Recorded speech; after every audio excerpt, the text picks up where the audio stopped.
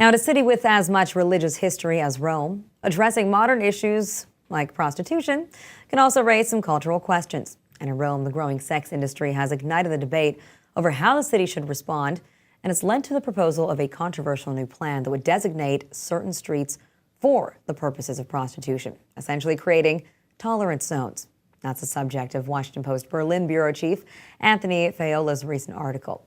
Come to Rome for the cathedrals, the ruins, and the red light district? Well, he joins us now to tell us more. Thanks for being here today and talk to us about what's gone up. Yeah, thanks a lot. First of all, I mean, starting in the 1990s, but especially over the last decade, you've seen a big increase in the number of sex workers in Rome for a number of reasons. There are more criminal gangs bringing them in from Africa and Eastern Europe. But, as you'll also know, over the last several years, there have been many European countries that have been hit hard economically. So more women and, yes, men also have turned to prostitution in Rome. And what you have now is a situation of some officials in Rome saying, if you can't beat it, then let's manage it. And now, when we're talking about this zone of tolerance, which people are suggesting to manage it, what would it actually look like? How would it work?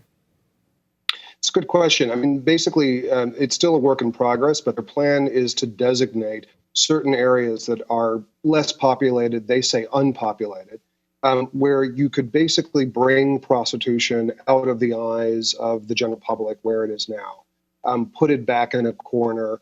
And, if there are clients that want to go there, they would go to an area out of the eye shot of so-called upstanding residents of Rome.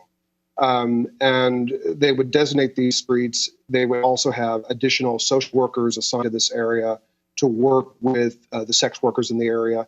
Theoretically, you'd also see more police control in the area. I think that's one reason why some of the prostitutes themselves are concerned about the proposal. They are afraid, first of all, that putting them all in one zone would create too much competition, frankly. But then there's the other issue of whether or not having the eyes of perhaps easier surveillance by police would frighten away some of their agents also.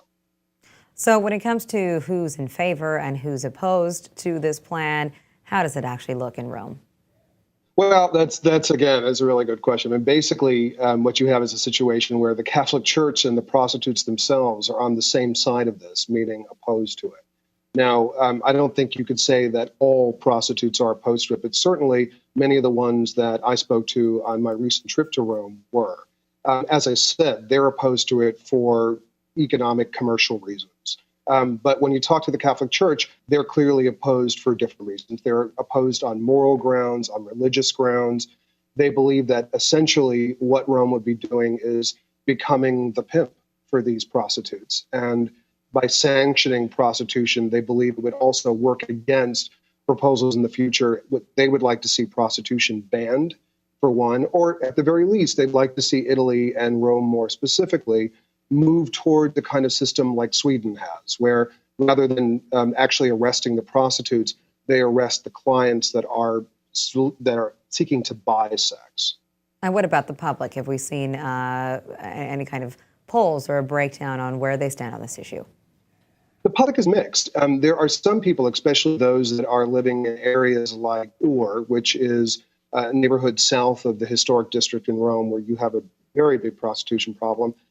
Down there are quite a few residents who are supportive of the plan, and they argue that, look, if this is going to be done, let it be done outside of the eye shot of, grandmothers and children, etc. But there are others who are opposed to it, even in that same area, the residents who are opposed to it, based on the assumption that, again, why should the state be moving to legitimize prostitution? I think that's their big concern. And, in terms of showing some kind of tolerance for prostitution, too, is there any other kind of oversight when it comes to safety, health? Well, I think that's one of the, it would go hand in hand with this proposal. I mean, what they would like to do is create a system where you would have social workers who are already in some cases working with prostitutes in Rome, but they would like to see that augmented. They'd like to see, for instance, social workers go to talk with the sex workers at least 3 times a week, get to know them better, encourage them to get testing for sexually transmitted diseases. And if they need, for instance, if they have a drug problem, they'd like to convince them to get help for drugs. So the city is arguing that, in some ways, this would be a win-win situation. Again, if you can't beat them, manage them.